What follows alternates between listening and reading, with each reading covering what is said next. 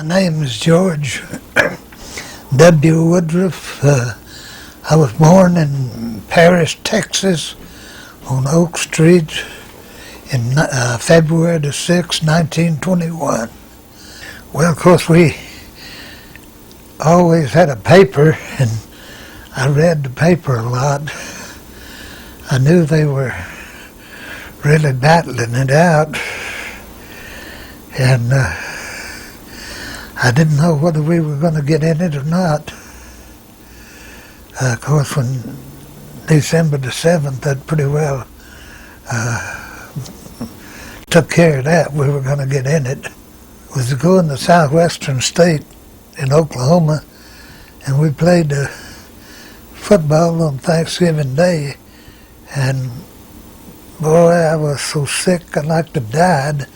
I had the mumps, and I didn't know it till after the game, so I had to go home, and I just got over the mumps and started back to school when I heard that the Japanese had bombed Pearl Harbor. And the next day we were in assembly, and we heard Roosevelt talking and declared war on Japan. So I quit school and went in the Navy. That was about it as far as getting ready to go. Everybody was so mad because the Japanese had sneaked up on us there in Pearl Harbor. I'd always wanted to go to the Navy, but and I could have gone to Annapolis, but I just didn't do it. I was going to school when the war started, and I didn't want to go to school after the war was going on.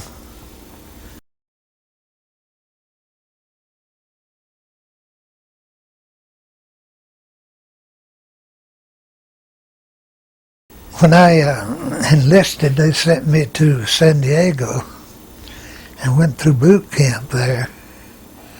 And I always wanted to get in submarines, but never got the opportunity. And so finally, they shipped me from San Diego to Boston. And I was there at Boston for a few weeks, and then I went to Melville, where the PT boat training base was. And from there, of course, I went to Squadron 9. Well, I was trained as a gunner's mate. That means I took care of the guns and made sure they would fire and all that, and it was pretty tough. I was trained with that 50 caliber machine gun, and that's what I did on the PT boat. Was we had a turret that had twin 50s in it, and that's where that was my battle station. So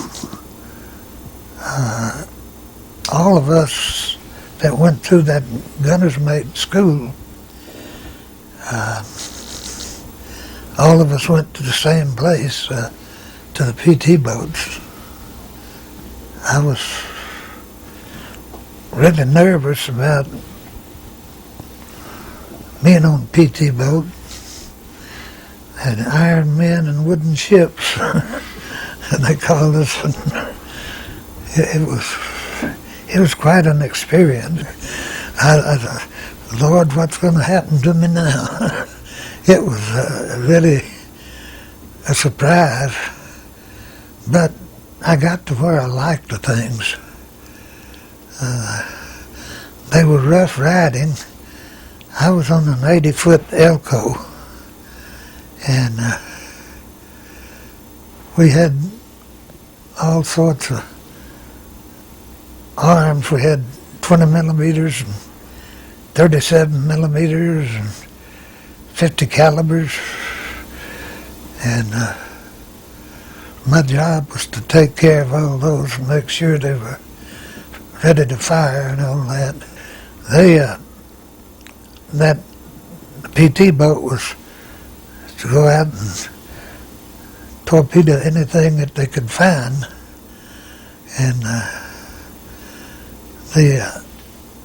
we used those old Mark 8 torpedoes, and they weren't worth shooting.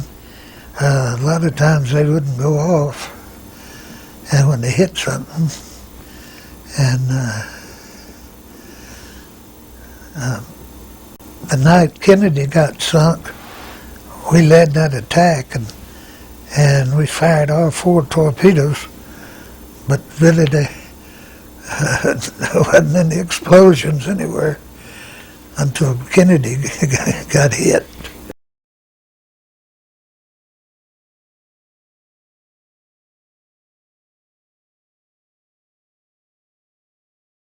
Well, we led the attack, and we fired all 4 of our torpedoes, and Kennedy just fired 2.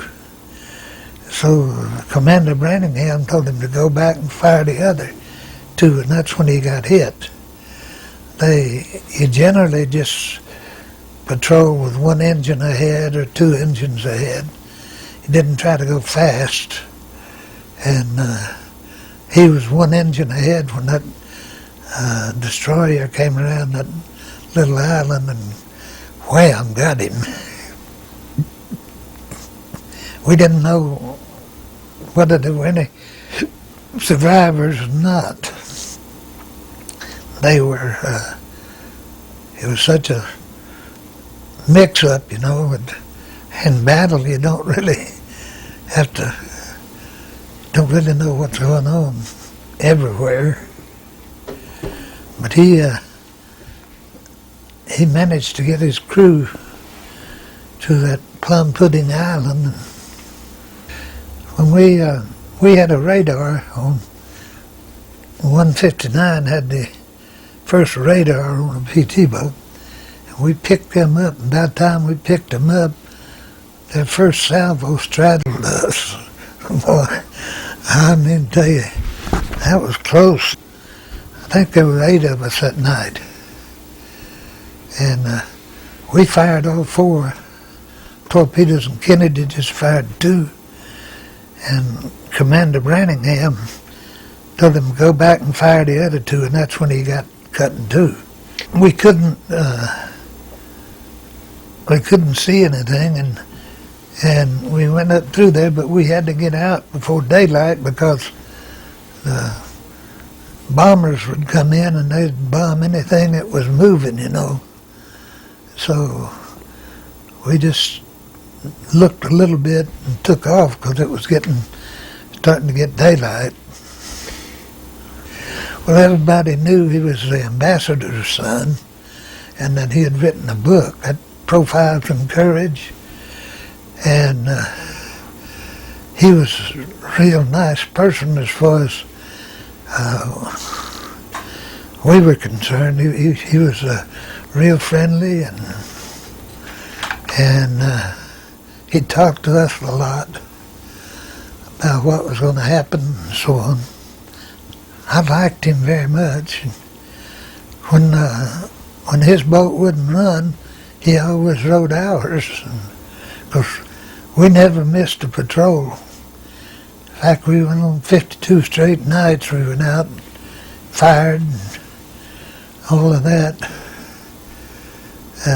He got kind of hairy after a while, you know, and we knew he had lots of courage, and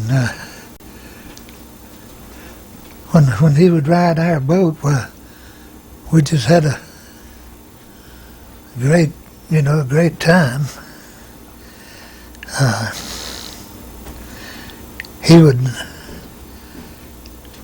He'd do whatever he could to reassure you. I enjoyed talking to him. We'd tie up to the same buoy when we weren't out patrolling, and he said he thought he might go into politics, and I thought he would make a good president. He had lots of courage, and he was willing to do whatever it took to take care of his men. And I thought, boy, what a deal to have survived that war out there and having his PT boat sunk and everything, and then some guy up and shoots him. I thought that really got me.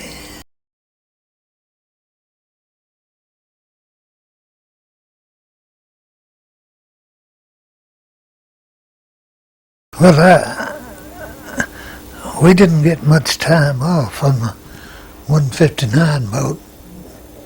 Our mechanics kept that thing running. You're supposed to change the engines on them every 500 hours, but we had 2,700 hours on our engine before we changed them. And they were still going real well. Coming in off of patrol, they'd want to know what we saw, what we did, and that sort of stuff. Whizzer White was our intelligence officer. He was an All-American halfback in Colorado, and so he would brief us and debrief us about what we had seen. The 159 boat, nothing ever happened to it. Shoot, we went every night and then some. Yeah, well, we were at, when we went over, we unloaded. They had us on a fast tanker. We unloaded in New Caledonia, and then we ran on up to Guadalcanal under our own power. And the day we got there, we had a 400 plane raid. Lord, I tell you, planes were everywhere. We shot down 3 or 4 of them. Well, when it first happened, you know, you're scared. Anybody that said they wasn't scared's crazy. And we had a pretty good bunch, and we were pretty accurate at firing at those things. But we realized that just any time that could be it.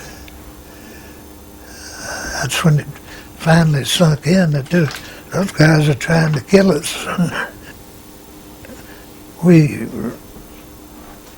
ran into capital ships, and that night there wasn't any destroyers, but there was a bunch of barges. They had 100-foot barges loaded with troops, and so we'd go up close as we could get to them and strafe them. And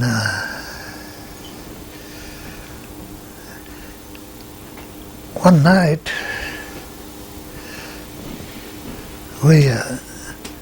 I don't know, the next morning, Halsey came out with a congratulations, said there's 1,500 dead Japs up on the beach at this place. And I guess it would hit several of those barges. Of course, they had troops on them, and they'd all be shooting at us. And that's why they hit us, it'd go clear through the boat. They usually shot over us because we were so low in the water. That night, boy, they were right on. And of course, we were right on them too with our 50 calibers and 20 millimeter.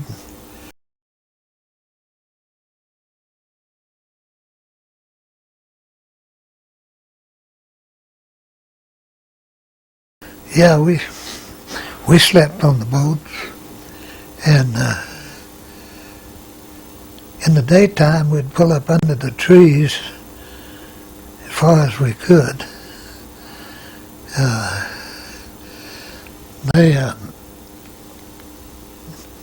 They were awfully hot. We didn't have any air conditioning or anything, so we generally slept topside, stretched out on the deck.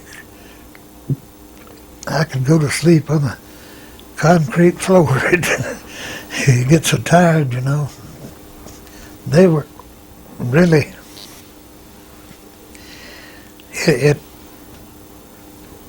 most people slept on the boats except the cooks. The cooks, we got so many cooks killed that we finally started leaving them on the beach, and they'd have breakfast ready when we came in, and then they'd cook lunch and supper. We lost so many of them that we had to do a little rearranging, you know. That cook of ours, he always made pancakes. That's all he ever fixed for breakfast. I told him if he fed me another pancake, I'd kill him. I got so tired of him.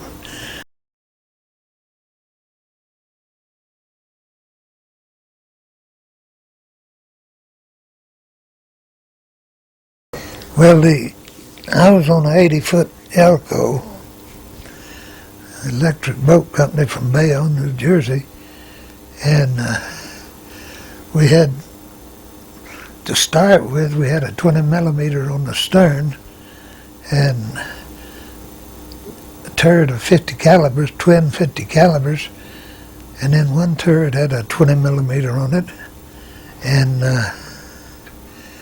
the bow gun was a 20 or a 37. Started using that automatic 37 from Beall Air Cobra, and then we would have 30 caliber machine guns mounted alongside the torpedo tubes, where you get more firepower. The last one that I was on had those 5-inch spin stabilized rockets, and we never got to fire them at a ship, but the Japanese built their toilets out over the water, and every morning coming in from patrol we'd line up and shoot at that toilet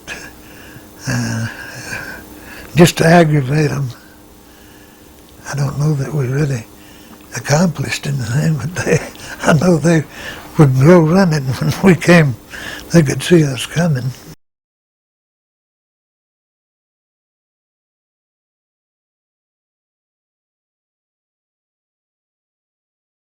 Of course, we were angry about Pearl Harbor, and that was our battle cry, remember Pearl Harbor. And we lost a lot of people, and that's what we were trying to do, was to get even with them. And I guess we did, after a fashion. I was glad when they dropped that A-bomb, because it was time to get it over with. Was aware that a lot of my friends had not made it through. I felt like it, that we had a good life in front of us. Well, a person would have to understand other people's government and the freedom that we have as Americans, and that's one of the great things that I really think about as far as being an American is concerned. We have tremendous freedom, and if we don't like what the president says, we can express express our opinion without being afraid of being killed or sent off to Siberia or somewhere. So it's just great being an American. It's so great to be an American. You can say things and do things that will get you killed overseas, you know. If you said that.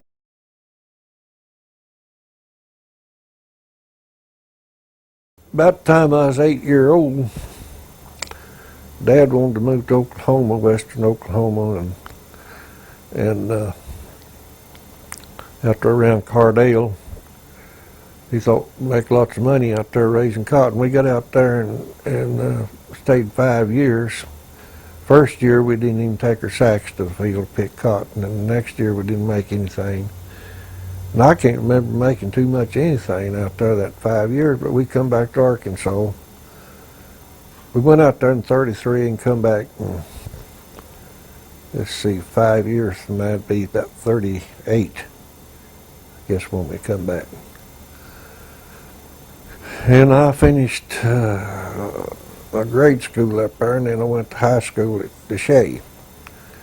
That's right out here, Deshay is. And a little while after I got to high school, I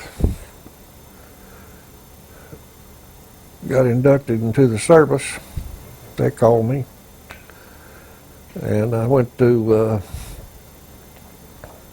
Camp Robinson down here for about 2 weeks. A bunch of boys from Stone County went down there on a bus, and we stayed down there 2 weeks taking training, this and that.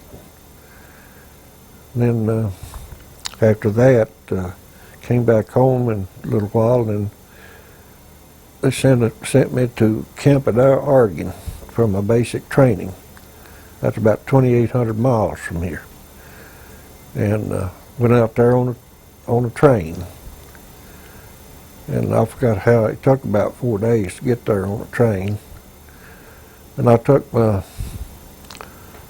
got through my basic training. I got 12-day furlough. And it took me 4 days to come, and I got 4 days at home and 4 days to go back on that train. I had to ride a train on that. And after I got back, we took a little more training, and it's time to head overseas. Well, we went to Norfolk, Virginia, where we loaded on the ships. And there's 100 of those Liberty ships, they call them. And I don't know how many boys is on each ship, but there were 100 ships in that convoy. And it took us 28 days to go across the ocean in them ships. We landed in North Africa. And I forgot how many days was North Africa, but anyway, we took amphibious training there. And I don't know whether you know what amphibious training is. That's what I don't know how to explain it, but anyway, and then after we got that training, that's when we went to Italy. We landed on there in Italy, and that's when we started fighting.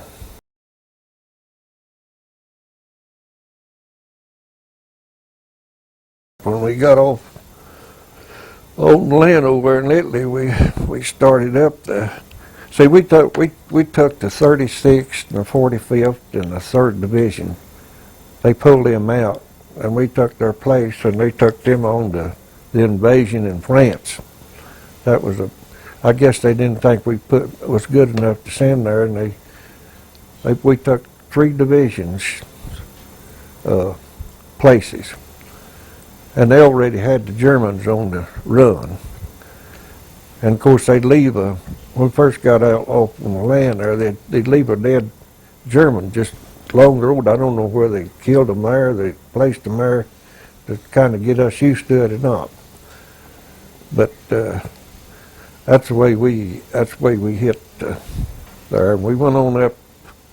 See, Rome was was count that open city. There wasn't no fighting in Rome, and we didn't fight in Rome. We went on up in Florence, Italy, and on up through them little towns up there, and that's where I was wounded at up there, up in that territory.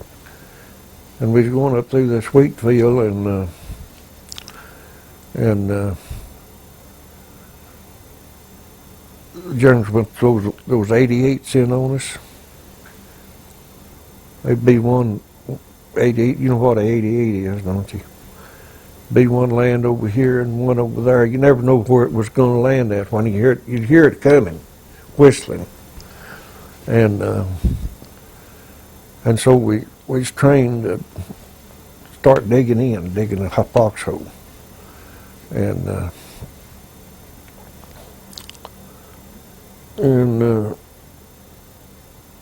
as when you hear one of them things coming, we just lay down. And of course, I didn't get mine all done, and one come up, and I had a buddy from Kentucky. He told me that going over across the waters that he felt like that he wasn't going to be, he would never get to go back home. I asked him why, and he said, "Well, I've just got that feeling." Well, I said, I'm going to go back home. I got a lot of other stuff I want to do. And that 88 come over, and he was over there pretty close to me. And that 88 fell pretty close to him, just blowed him all to pieces. And that's when it wounded me, got me in the foot. I got all my body in the ground except my feet were sticking up. And you know, one of them things that do a lot of damage. I mean, it spread out a lot, you know, those 88s would. And, but we's there. And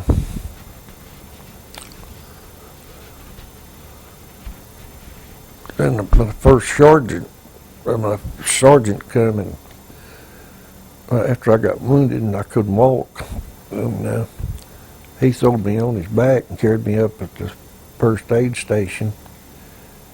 And from there they got me ready to load me on a plane and sent me. Of course, there's some more boys with me, you know. Sent me to Naples, and the plane was a B-25, and they'd used it to fight with, but they made a hospital plane out of it, what they done. And that's what I don't know how far it was from where I was at Naples, but it's further enough to use the airplane to fly me. And I stayed in there for about 3 months of getting well and everything. And that's when the doctor told me he wasn't going to send me back to the front lines. And they said, "I'm not going to send you home either. We're going to use you over here a while." And no, they sent me to school and made me a surgical technician out of me, and I worked in the hospital the rest of the time I was over there.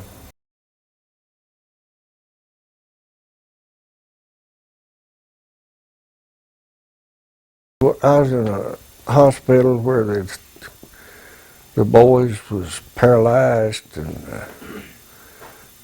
I forgot the name, what they called it, but anyway, it was, they was injured and they probably never did get to walking and stuff, and I took care of them, you know, walked them baths, and just the same thing the nurse does. I could give transfusions, and it's, I mean, I felt sorry for them boys,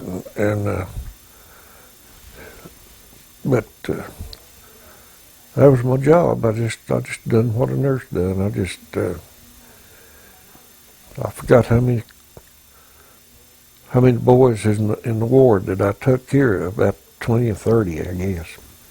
See, what we done got them in shape to fly home, where they could fly home. And as soon as they got in shape where they could fly, we'd send them on. Did you get close to any of them? Did you become close? Yeah, I liked them all. They's pitiful. Some of them couldn't even move. You know, stay in the bed, and I'd have to turn them and give them baths. And I knew where some of them was from. Some of them from North Carolina, and Virginia, and one was from Texas. And seemed like there's one or two from Tennessee, and they just scattered here and there. See, we worked in that hospital, I think it's 12 hours a day. And we got 1 day off a week. And me and my buddy, he was from Virginia, his name was, last name was Clark. He was older than I was. He was about 40, and he's about around 30 or 40. And of course, I was just about 20, 19 or 20. But we'd always go down at Naples there on our day off and mess around. And that's 12 hours a day and 1 day off a week. That's work. And you didn't get much didn't have much free time.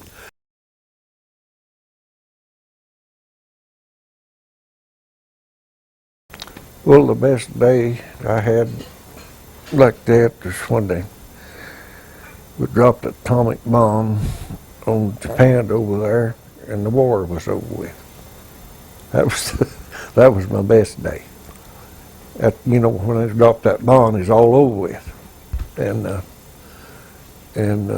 But I had some other good days after I got working in that hospital. See, when I didn't have to be dodging bullets and stuff like that, and sleeping out on the ground all the time and eating sea rations. And we had a tent. The tent we stayed in, they had a bunch of tents, and there's 5 boys slept in each tent. And I done that for about 2 years, sleeping in that tent and working at hospital.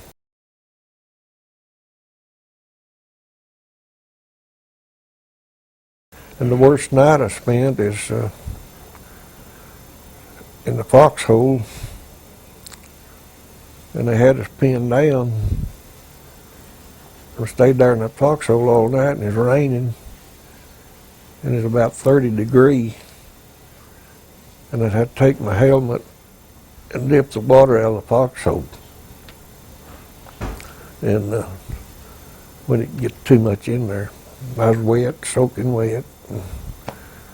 You take about 30 degrees, that's close to freezing. It'd take for a tough boy to do that, wouldn't it? See, I went in when I was 18, and I was about 21 or 22 when I come back out.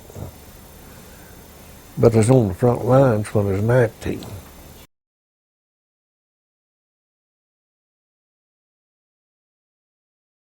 Back in sometime or another, I was over there. They'd set up their kitchen out in the field to feed us. And we was over there in Naples, and we'd go through it. We had a thing we eat out of. I forgot what we called it now, but anyway, we eat out of it. We get through and have it in leavings. We take it and put it in cans over there. And those Italians would be sitting there waiting with their bucket to put food. See, they're starving to death over there. Put food in their can, and just pour their coffee, whatever they're drinking, food, all in that can together. They're glad to get it. And I don't know. It's just pretty rough times over there.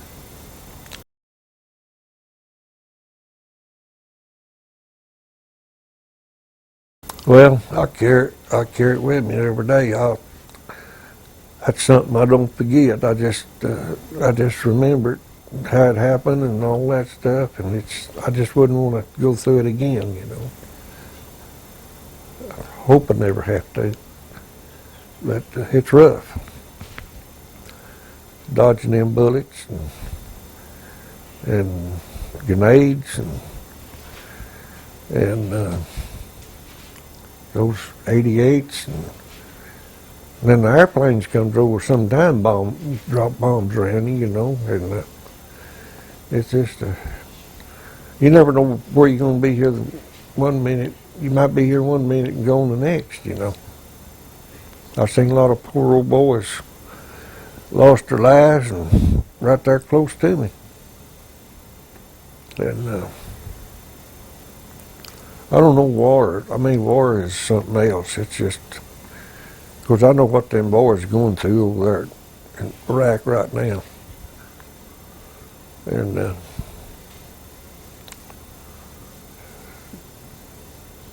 it's rough.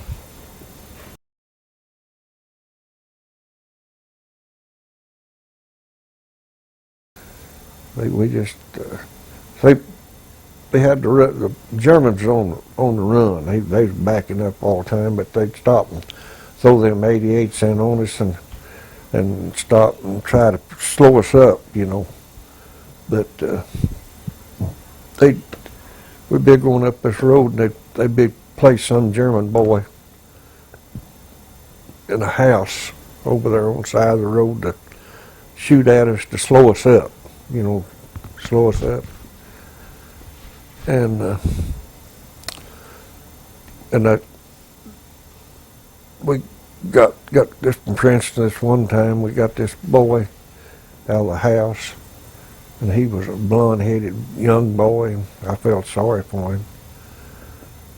But I tell you what I think they done, and officers took him down there and shot him. That's what I don't think it took him a prisoner, but most of the time we take them prisoners. And but I really felt sorry for him. And he, you know, that's where they put him, and he's just doing his job. And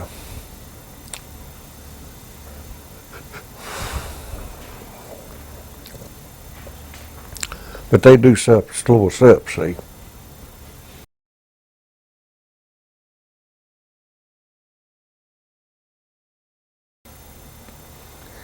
Well, I'd like to live in where we didn't have any wars and everybody got along good, and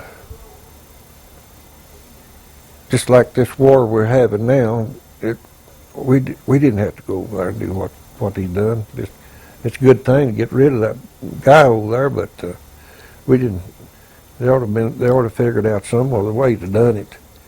But just look, we always lost about 600 and some men, just died, just killed, and I don't know how many wounded. Look how many $1 million it's cost, and I just don't think it was necessary to do it. And of course, every time on TV about every night, I think about them old boys that got killed, and they won't get to live anymore. And of course, I know what they're going through.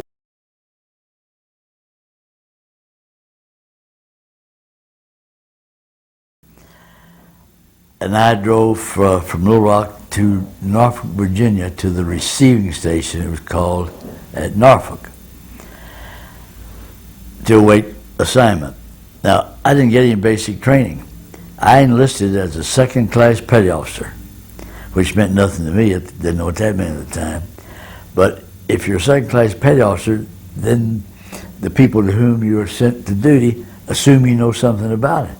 And I never got any basic training. I never went to boot camp at Great Lakes, as my son did, and as hundreds of thousands did. I never had any basic training. I went right to duty. I was sent to receiving ship in Norfolk, and on the night of December 6, 1941, about 2000 hours, I reported aboard the USS Yorktown for duty at Pier 7, Norfolk. I'd never seen a ship. I was hopelessly lost, but you learned it pretty quickly. That on-the-job training, you have to do it to survive. That's what I mean. My timing was great. I went aboard ship the night before the war started, and our first assignment was to escort 3 troop transports of Marines over to Samoa, Pago Pago at Samoa. Then when we got them safely over there, we made the first offensive strike of the Navy in World War II. In January, we bombed the Marshall Gilbert Islands. And from there, we went on down to Pearl Harbor and arrived there on February the 6th, 42. And of course, the devastation was just unbelievable. You couldn't believe what had happened to the ships and the shore installations. Stayed there a few days, and then went down into what's called the Coral Sea, which is just east of Australia. The Coral Sea runs into Australia. And on May the 7th, 1942, there was a Battle of Coral Sea, it's called. The first battle in history where ships that never saw each other fought. Up to that time, battleships, cruisers, destroyers would see one another when they'd shoot.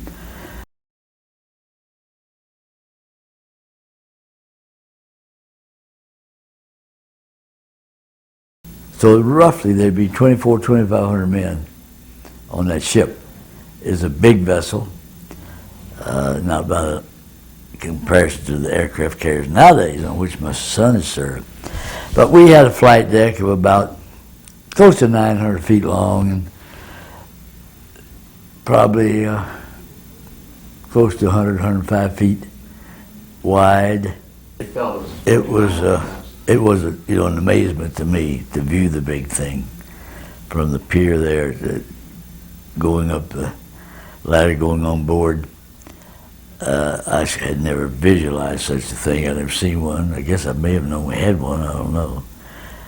And it was a great experience.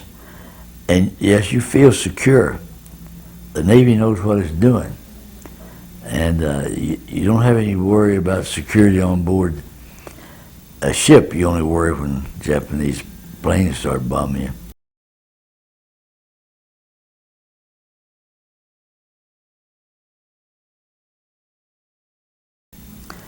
Well, that was at the Battle of Midway.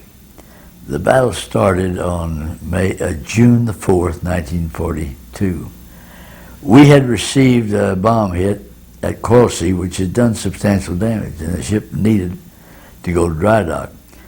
We got into Pearl Harbor thinking we were going into dry dock because the bombing at Coral Sea had done a lot of structural damage, and the ship had needed some repairs before the war even started.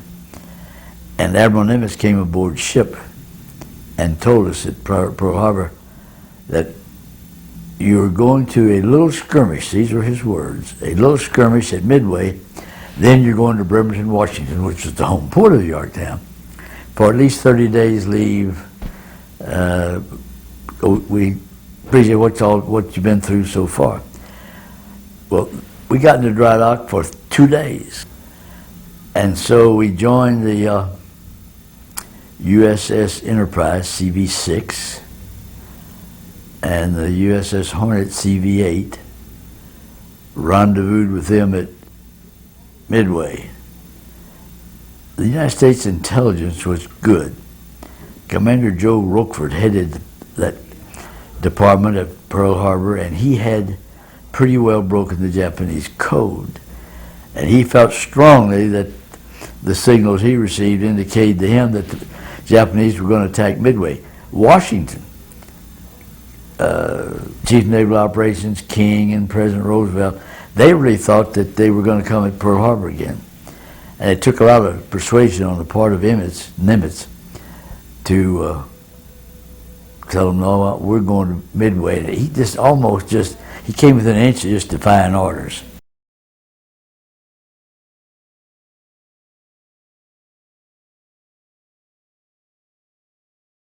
But we did think they'd try to attack Midway and occupy it, which they did. And their main purpose in coming over there, though, was to try to lure our 3 aircraft carriers into a battle, because they had 8. And aircraft carriers were our front line those days. It used to be in the old Navy battleships. They're gone. They're out of commission.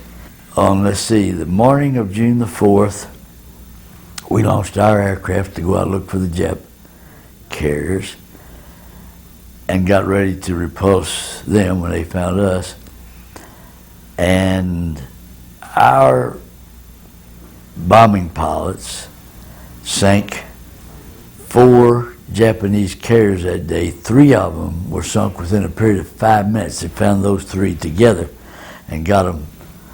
It was a sense of a tragedy to what had to happen beforehand. Our torpedo squadron, VT-8, torpedo planes are slow and sluggish, and they've got a big old 2,000-pound torpedo under them, and they can't make 90 knots, and they're just fair game for Japanese Zero fighters, planes who were good airplanes, very maneuverable, very dangerous. Well, VT-8 was down almost, just 50, 100 feet above the water, and it was headed toward those Jap ships. Well, the Zero fighters launched from those ships, pounced on our torpedo planes and shot every one of them down. Not a one of them got a hit. 15 planes were shot down with 2 men in each one of them, and only 1 man survived. George Gay survived. He's only survived member of that squadron. Well, the Japanese Zeros are down there chewing us up when our bombing squadrons from 2 of ours in the Enterprise found the Japanese fleet. Well, we were able to make our assault and drop our bombs without any interception from the carrier air patrol. Now, the anti-aircraft fire is tough. It's there shooting at you. But it's nothing like having those Zero fighters pounce on a much slower moving bomber. So we got in just virtually unharmed and sank 3 right there. They call it the famous 4 minutes, but it probably didn't take more than 5 or 6. They don't sink immediately, but they're out of commission. But that 4th one, before it sank, had sent up some airplanes, their bombing squadron, and they saw our planes returning to the ship, way to distance. Well, obviously, very wisely, they know those airplanes are going to a carrier. So they got well in behind them and found us. They never found the Enterprise or the Hornet. We were the only aircraft carrier that fired in anger at Midway. And as a matter of fact, we were the only aircraft carrier that fought in both Coral Sea and Midway battles.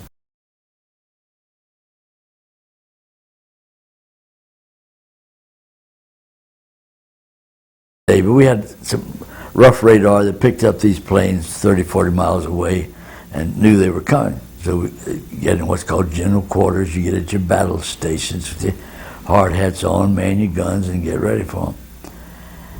And about noon, some 37 Japanese bombers came over us and started their descent.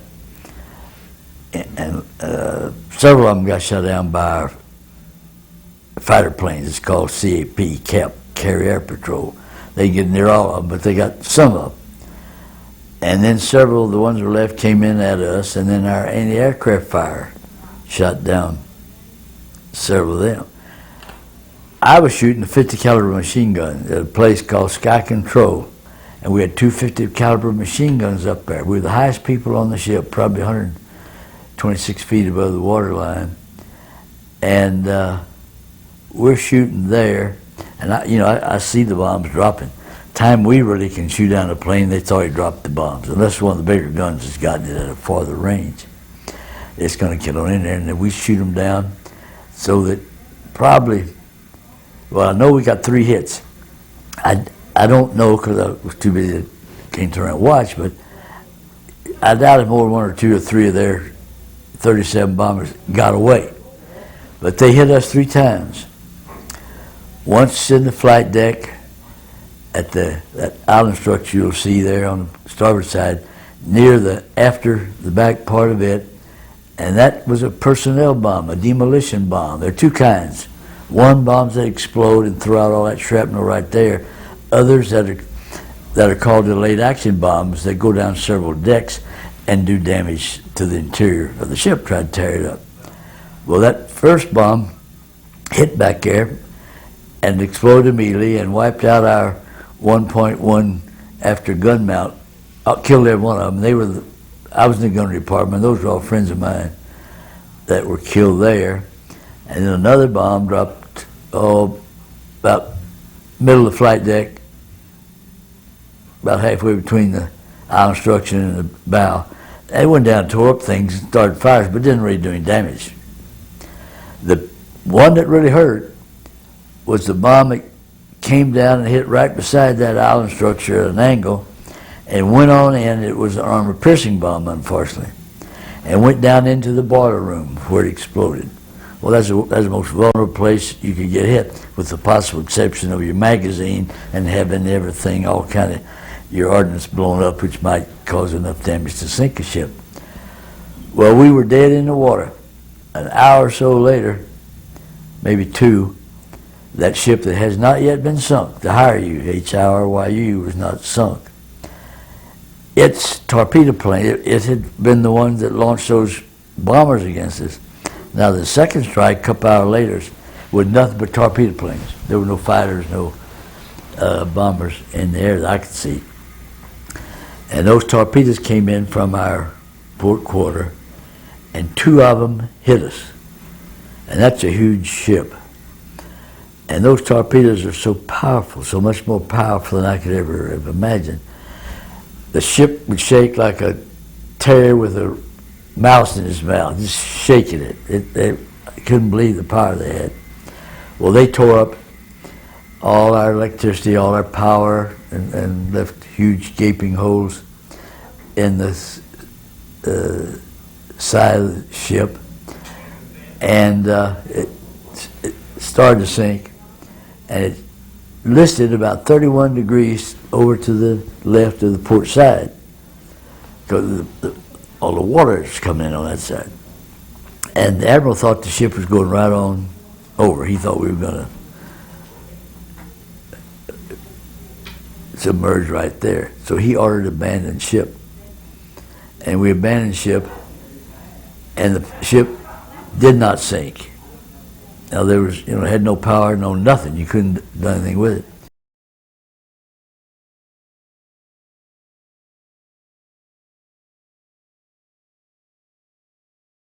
To get power, the USS Hammond, a little destroyer tied up on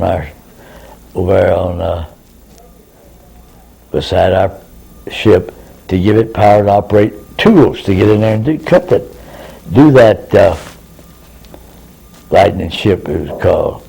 Well, about this time, a Japanese submarine, unfortunately, saw the Yorktown dead in the water and that Hammond right beside it. They launched a couple of torpedoes. The first one hit the Hammond right amidships. It sank in a matter of seconds. Within a minute, it was gone. And the depth charges are stored on the stern of that destroyer. Well, someone had left them on live. And when they got down a certain number of feet, they exploded. And in the meantime, the men, that work crew that went aboard the Yorktown, had dived back into the water, and the concussion from those depth charges killed and hurt some of them. Lieutenant Commander E.J. Davis, who was the gunnery officer under whom I worked, he was hurt badly in that attack. Then another torpedo came in, at least one more, and hit the Yorktown. And it did not sink immediately. It sank it got hit in the afternoon on the 6th day of June and sank early morning on the 7th day of June. And of course, the smaller ships, destroyers, cruisers around there, the people on the minesweepers. You know, they grown men are just crying just to see your ship go under and see that flag, last thing to go under the water. And we abandoned ship 4 o'clock in the afternoon, and I was picked up about 3 hours later by a destroyer called the Benham, B-E-N-H-A-M. I'll never forget that name. They picked me out of the water and I spent the night aboard it.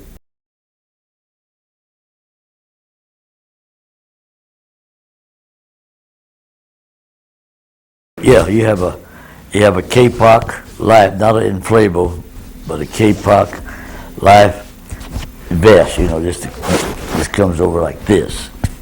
And the Navy, in its wisdom, had purchased these life jackets, and there was about a 3-inch square tag on them, printed on it, not good over 24 hours. Now, why in the hell anybody would ever, it must have been an admiral's nephew selling those things, that they'd buy you, put you out there with life jackets that couldn't hold you over 24 hours.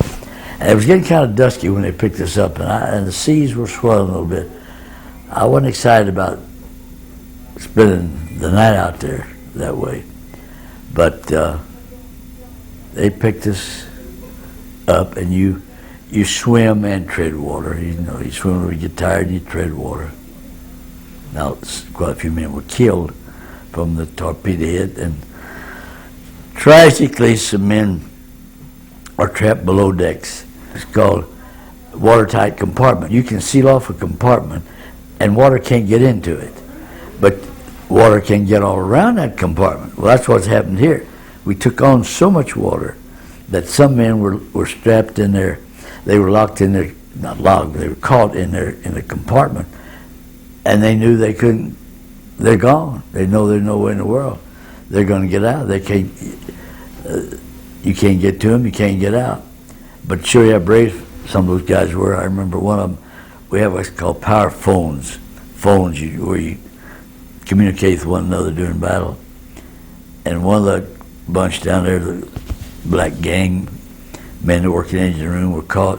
One of them, when somebody was telling them, we just got to go, nothing we can do, we got to go and leave you. He said, don't worry about us, we got a hell of an AC-doocy game going down here. Well, those are brave men who can talk like that when they know they're going to die in a few minutes or a few hours.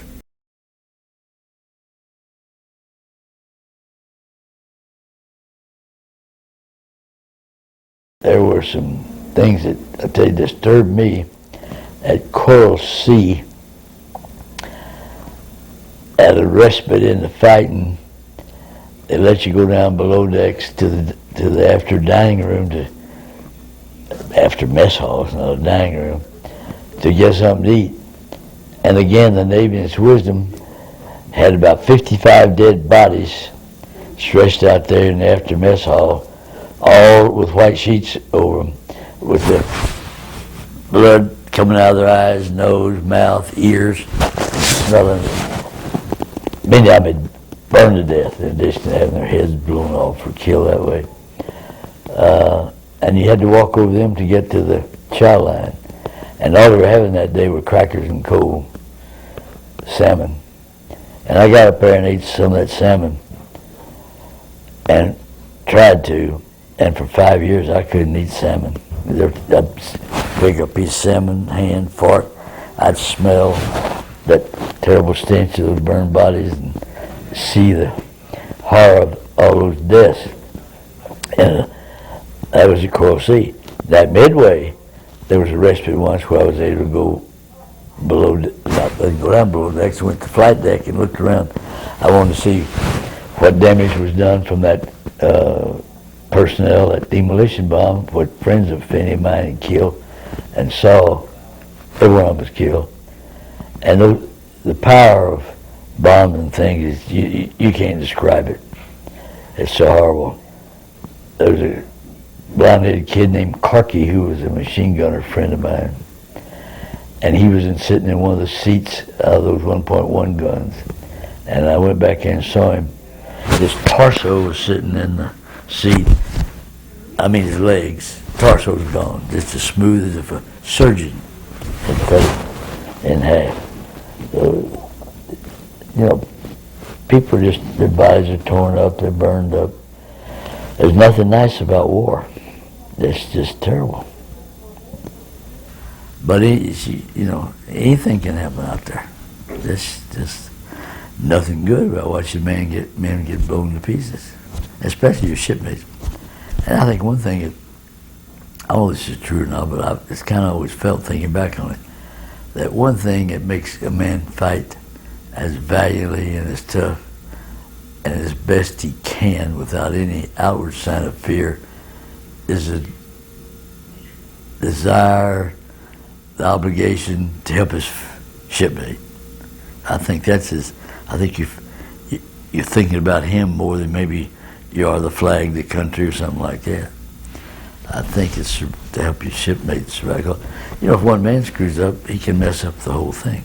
It's important every man do his duty, because one failure can cause a lot of havoc or problem.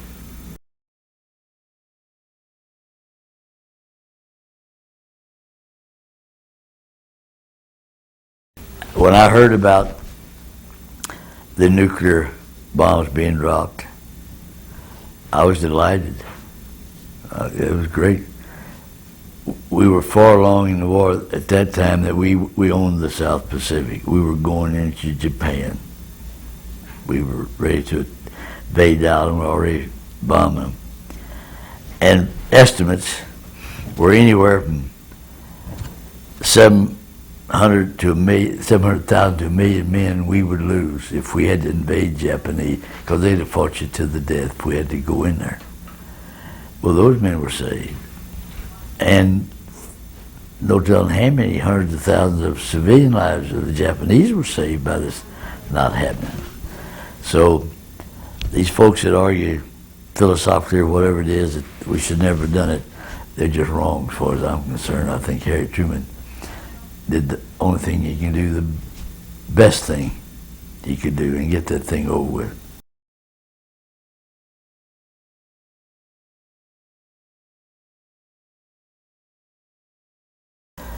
The thing, our country is structured so differently than it was back in 1941.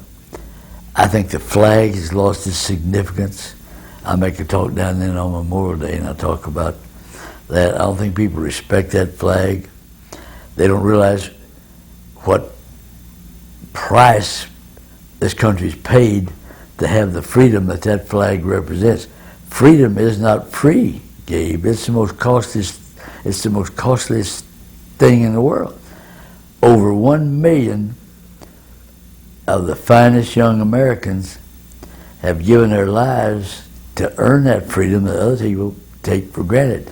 They defecate on that flag, they urinate on it, they burn it, and it outrages me. But I feel that the spirit of patriotism just isn't there like it used to be. I guess the farther along we get from the Revolutionary War, that's the way it's going to be. But, you know, people wake up, they give no thought in the world of the fact that they are so free in this country to do anything they, with circumscribed by just some very lenient laws. You can do any damn thing in this country you want to do. And it's unfortunate, but it has taken, as I said, over 1 million lives to get it. From Revolutionary War days on, come on up through Civil War. It's just the War of 1812, Spanish-American War. Men have had to fight and die to earn that freedom. That flag flies every day in front of my house, and you see 2 or 3 of them sitting around my office. That's an extremely important symbol to me. I think I recognize, I hope I do, what that thing stands for, what it's costing.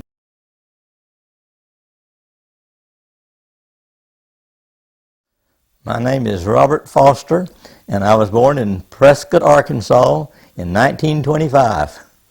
On December the 7th, I remember that I came in from my grandmother's house, had been visiting with her, and I turned the radio on top of our refrigerator, and about 5 o'clock in the afternoon.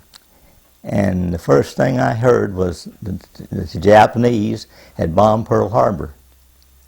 The next day, went to school, and they dismissed the classes, and we met in the auditorium and listened to the United States declare war. I remember that very distinctly. 41, I see, I was 25, 16 years old. Yeah, 16 years old. I was about 10th grade. We all knew that we were in for a long, hard fight. In fact, at that time, many of my friends, immediately after that, people that were in school with us, went and joined the services. Now, later on, I graduated in 43, and many of my friends that I went to school with, they dropped out of school and went and joined the services.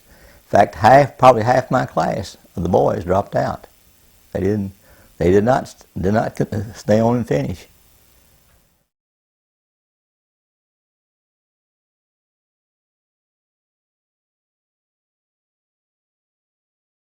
I was drafted. I went in the service in August the 4th, 1944. I was drafted in, and went out and caught the train in Hope, Arkansas, and immediately I went to Little Rock, Arkansas, and went to Camp Robinson, and I stayed up there for about a week, and they gave us, I guess, equivalent to IQ tests, and also aptitude test. And it was about 300 of us, about 300 of the people had been inducted in at that time, that particular week or so. We all went in together, and they gave us the test, and they said the ones that made the highest grades would get to go to the Air Force. And so I was one of the lucky ones that got to go to the Air Force. So after about a week, I shipped out and went to Shepherd Field, Texas. And I stayed up there in basic training for 3 months. Soldiers all hated Shepherd Field, Texas. Shepherd Field, Texas during the war is hot. Wichita Falls, really hot. I was up there in the summertime, sandy, and the water was terrible. Even after I'd go overseas, went overseas, and soldiers were, you'd bring up the word Wichita Falls or Shepherd Field, and the soldiers would all start booing. During the day, in basic training, we would have usually an hour of exercise. Go to all kinds of orientations. We would have different lectures on different things, and we would also go out and we would had to shoot the rifles and the pistols, and we also, during basic training, we took hikes as far as 20 miles, and we went on bivouac for a week or so at a time. And during that time, we just slept in pup tents and out in that hot, under those mesquite trees. Very dusty, dry, hot. But living conditions weren't too good at that time. When I left basic training, I went to Harlingen, Texas, which is down in the southern part of Texas, and went through gunnery school. And that's Aero Gunnery School, where I was going. And what they did, they took us up in the airplane, and we would they'd have tow targets that they'd pull behind airplanes. And had got training and experience in tearing down and shooting the 50 caliber machine guns. Each turret in the airplane had 2 50 caliber machine guns. And I was a ball turret gunner. That's where I got introduced to the ball turret. And each turret on the ship had two 50 caliber machine guns in it. They'd take us out up in the on the planes. We'd go out and they'd have tow targets that would pull behind planes, and we would shoot at those tow targets. And different people, different gunners got to had different requirements. So they'd on the ground they'd have targets, and the plane would fly quite low, and they would come in, and I'd track the target as I'd come in, and the turret, the ball turret, it pumped down out of the ship, and after they pump you down, then you could turn that turret 2 directions at once. So you could pick up an object way up ahead of you, and it was a very accurate turret. In fact, the sights on the ball turret were more accurate than at any other sights on the whole ship. And they had I believe it was what they call a compensating sight, and the others were different to that. But anyway, it was very accurate, and so we trained. Each turret got to practice. Each gunner got to practice his specialty in where he had a nose gunner or a tail gunner. We all had targets for different ones, so different ones could practice.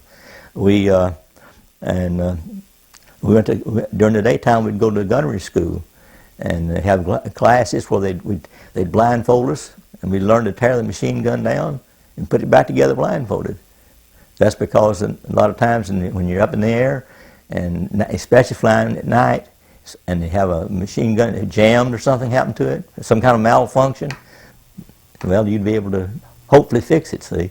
I left Harlingen, and I went to Fresno, California, and Lemire Field, which is a small place, but it's a pretty good sized air base, and that's where they formed the crews. That's where they joined the pilot, and met our pilot and co-pilot, and the bombardier and navigator, and all the gunners got together there. And then after we formed the crew, we stayed there just a short time, and then you go out and you go and join your crew, and then you go to what they call phase training. And during the phase training, we went to Marchfield, California, which at that time was considered the best air base you could go to during World War II. That was Hap Arnold's home base, and he was the over the Air Force, and that's where he was stationed. And also it was right outside of Los Angeles, so everyone wanted to go to Marchfield. So I was lucky enough to get to go to Marchfield for my phase training. And when we got down there, what we did, we'd get up at 4 o'clock in the morning and go out, and they'd prepare the planes and get ready to take off, and we'd go on bombing missions. And part of the time we'd be on a bombing mission, we might travel 1,000 or more miles, maybe farther than that even. We'd fly up to over to Las Vegas, or we might fly up Salt Lake City, and then and also had they gave the navigator experience in navigating, and then the bombardier would come back and we'd hit the bomb ranges, and he'd get experience doing that. And a lot of the time when we were doing that, the gunners didn't have much to do. We just slept around, stayed in the plane and slept on some of those 8-hour trips. It was quite boring at that time.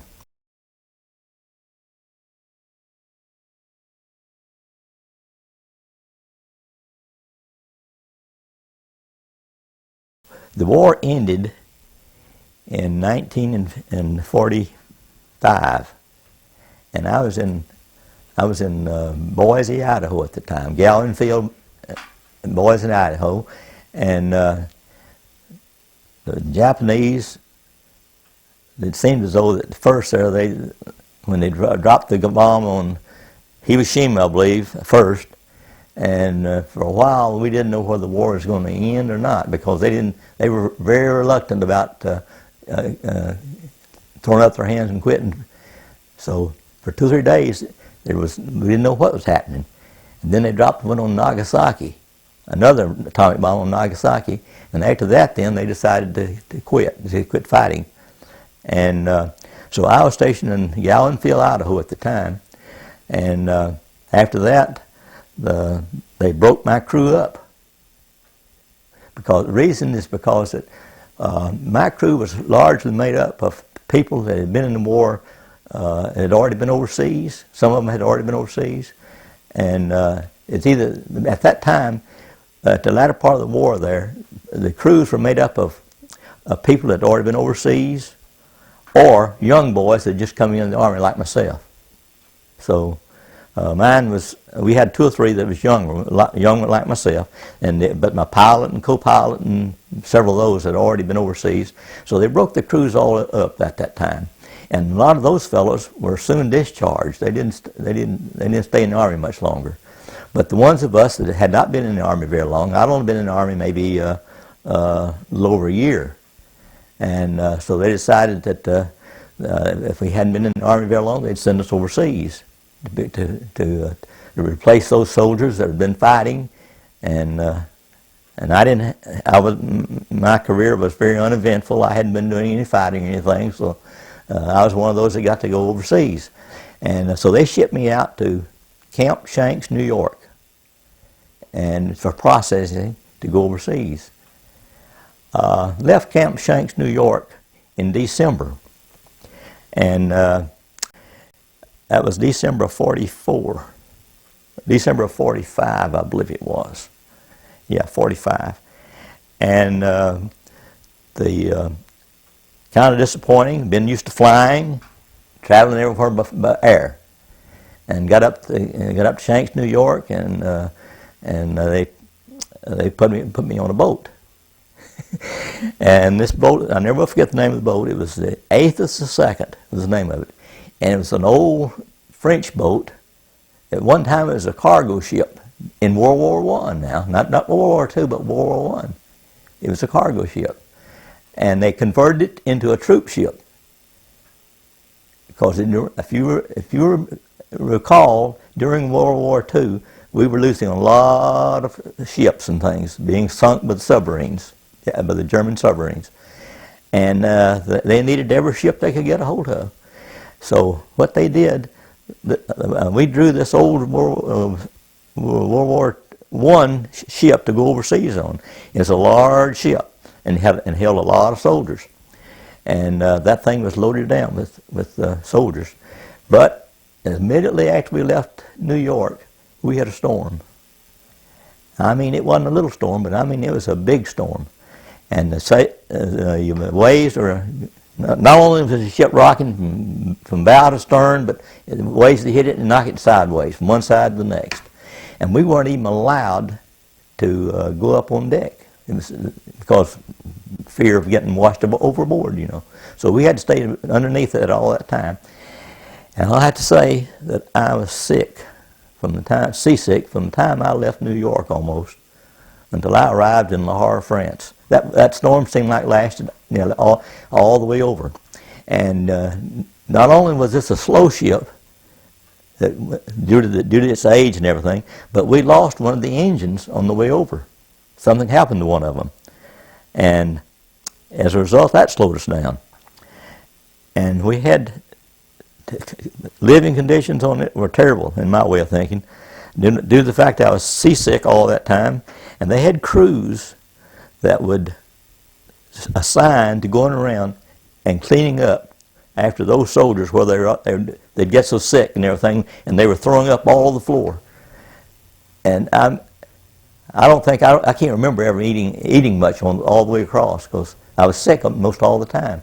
I remember one time that I decided that, well, I believe I felt well enough. I believe I'd go up, and we had to go up 2 decks, sweat out the line, 2 decks up in order to go to the chow hall.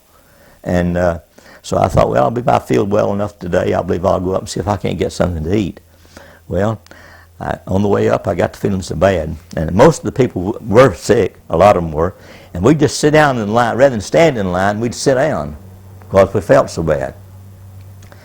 And I got up the line and got ready to get my tray to go down through there. And I got sick, and I had to leave. And I didn't get a meal at all that day.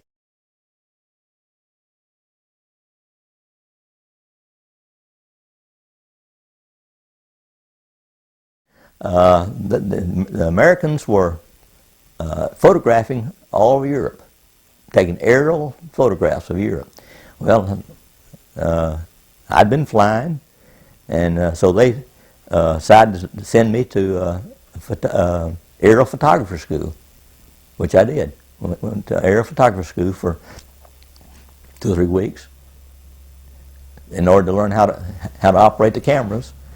So then I spent 2 or 3 months taking pictures of Europe. We photographed all of Europe. Those we were flying B-17s then. I originally was on B-24s as a gunner, but I was flying flying on B-17 at that time. And those B-17s would be up around, I guess 18,000, something like that.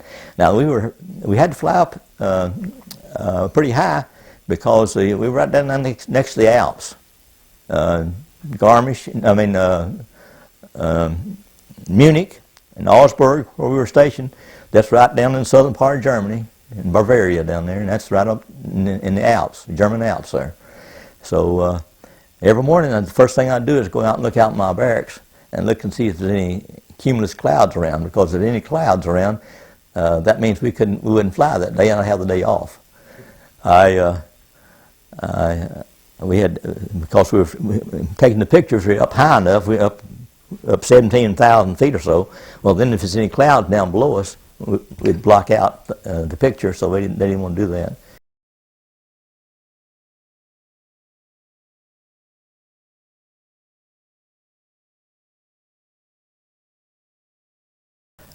Then after World War II was over with, the Army Air Force had bombed nearly all the cities in Germany. There just weren't any cities left. I remember distinctly in Cologne, Germany, going there, passing through Cologne, and all the other cities the same way. They had taken bulldozers, and they had just scraped out a road wide enough for you to get through, of all the rubble. All those buildings had been completely bombed out. And I remember in Cologne, in particular in Cologne, they had pinpointed this bombing so that they had left the cathedral, the big cathedral there. Everything else had just completely flattened. And so as we were driving our trucks and things throughout Germany, everything was completely destroyed, and just had, a lot of times you'd be going down through some town and you'd have to pull over to the side or back up in order to let the other trucks and things go by. And the roads were they were strictly filled up with refugees. People still trying to go home after that war was over, because Hitler had taken a lot of them. Oh, he'd carried people from one part of Europe to the other to work in factories and various things, and so they were literally trying to get back home.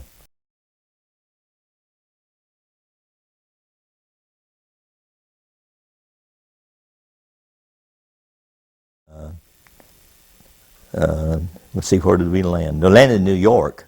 I remember coming around by the Statue of Liberty, and then we landed there, and they shipped us we got on trains, and they shipped us to San Antonio, Texas. And that's where I was discharged, at San Antonio, Texas. When I first got home, I came into Texarkana, and it was the 4th of July. And my dad met me at the train station, where he carried me when I left, and brought me home. And I was happy to be home after being away 2 years. America means the most wonderful place in the world to live. I've been blessed all my life, and I couldn't have had a better home. And I've had a wonderful life in America, and I just hope my grandkids and great-grandkids can say the same during their time.